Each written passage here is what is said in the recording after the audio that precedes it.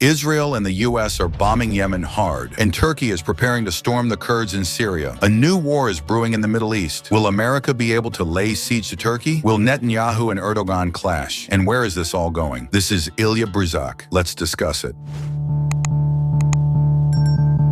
In the early morning hours of December 19th, the Israel Defense Forces, in response to attempted strikes on Israel, attacked the facilities of the Houthi regime in Yemen. Dozens of fighter jets and refueling planes were involved in the operation. The strikes hit targets some 2,000 kilometers from Israeli territory. The Houthis have already admitted that the Israeli Air Force attacked 4 targets in the port of Hodeidah, 2 targets in the oil complex in the Ras Isa area, as well as 2 power plants in the south and north of Sana'a. There are reports of serious fires, and the capital has lost power. There are wounded among the civilian population. It is known that on the night of December 19th, the Israel Defense Forces intercepted a ballistic missile launched from the territory of Yemen on Israel. This is another case in recent months of an attempted attack by the Houthis. However, Israel has now decided to give a strong response. Saudi channel Al Hadath reported that Israel launched at least 16 attacks on the capital Sana'a and Hodeidah in western Yemen. IIF fighter jets briefly struck military installations of the Hussein regime in the western coastal strip and deep inside Yemen. There is also information that a day earlier, U.S. and U.K. military forces carried out joint airstrikes on Sana'a. Subscribe to my channel right now. I tell you about the latest news from around the world. Yemen has already accused the U.S. and Israel of attacking civilian targets in the capital. Mohammed al-Bukaiti, a member of the Politburo of the Houthi movement in Yemen, issued a statement condemning the strikes on civilian targets inside Yemen. He said the U.S.-Israeli attack on power plants and ports demonstrates the hypocrisy of the West. Al-Bukaiti emphasized that Yemen's military actions in support of the Gaza Strip will continue. He said, quote, "Escalation will be met with escalation until the crimes of genocide in Gaza stop and the residents of the Strip have access to food, medicine, and fuel," end quote. According to the Sky News Network, an Israeli source said that 8 tugboats were blown up during the operation in the port of Hodeidah, severely paralyzing the port, and emphasized that Israel had been preparing for attacks in Yemen for a long time and had been gathering intelligence to attack the Houthis. And the timing of the operation was for purely operational reasons and is not a response to the missile launch tonight from Yemen. In turn, Iran wilted that Israel's attacks on ports and energy facilities in Yemen are a blatant violation of international law and reminded that the Truth Promise 3, in response to Israel's attack on Iran's retaliatory attack, will soon take place. Experts believe that the attack on Yemen is the next act of the West's war against Iran, and they believe that very tragic events may unfold in the region in the near future. At the same time, Israel openly accused Turkey of seizing Syrian territory. Israel accuses Turkey of systematically annexing areas of Syria since 2016. The Israeli Foreign Ministry said in an X-account statement that Turkey controls about 15% of Syria, having established proxy areas where armed groups such as the Syrian National Army operate. Turkish currency is used, and Turkish banks operate in these areas. Israel has also accused Turkey of supporting jihadist forces fighting against the PKK in Syria. A Turkish source writes that the PKK has been given time until the end of this week. If the organization does not withdraw from Raqqa and Hasaka, forces led by Hayat Tahrir al-Sham and the Syrian Revolutionary Forces will conduct an operation against the People's Self-Defense Units. According to the Wall Street Journal, senior U.S. officials say Turkey and its rebel allies are currently building up forces along the border with Syria, raising fears that Ankara is preparing for a full-scale invasion of Syrian Kurdish-controlled territory. It is worth recalling that the territory of Syria, where the Kurds are located, is controlled by the United States, and a Turkish invasion is likely to be seen by the Americans as an attack on the territory of a U.S. ally, partner, or even their own. Speaking at a press conference, U.S. President-elect Donald Trump made a statement about the latest developments in Syria. He noted that Turkey is very smart. President Erdogan is a very smart and strong man, and emphasized that the U.S. in the region can cooperate with Turkey. And what do you think about it? Write in the comments. According to Trump, Turkey is behind the advancing forces in Syria, but this is not a problem for him. At the same time, Turkish Foreign Minister Hakan Fidan said that Ankara's strategic priorities in Syria first of all include the destruction of the PKK, and that the exploitation of Syrian oil fields by Europe and the U.S. and the smuggling of production through Iraq is unacceptable. They also called on Israel to urgently abandon its dangerous strategy of occupying the Golan Heights region in Syria. Meanwhile, Israel Hayom writes that the grouping of the Syrian Democratic Forces, which includes the terrorist organizations of the PKK, appealed to Israel for help in confronting the pro-Turkish forces of the SNA. The publication notes that Israel faces a dilemma over the implications of such an intervention on relations with Turkey. However,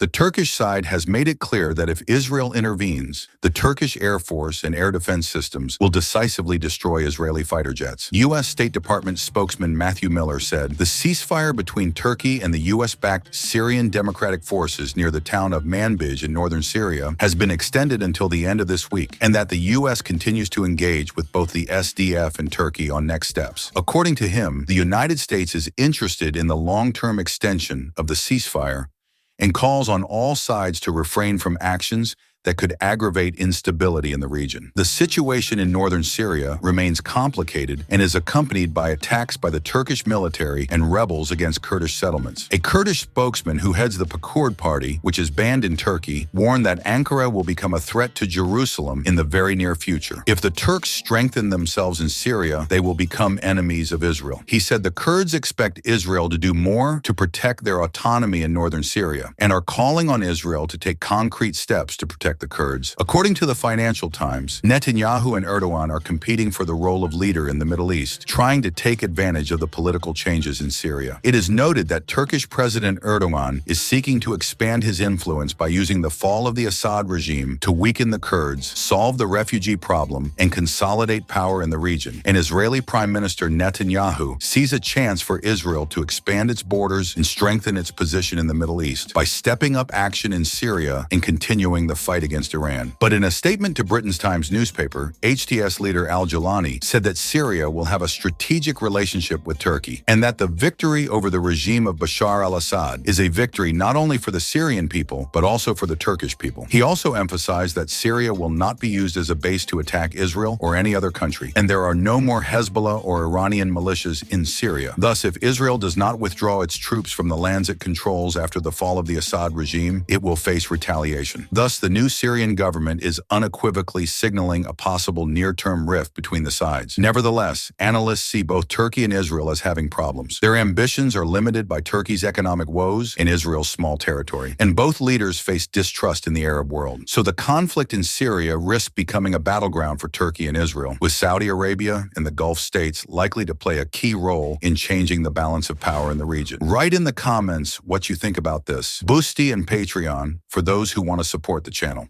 See you later.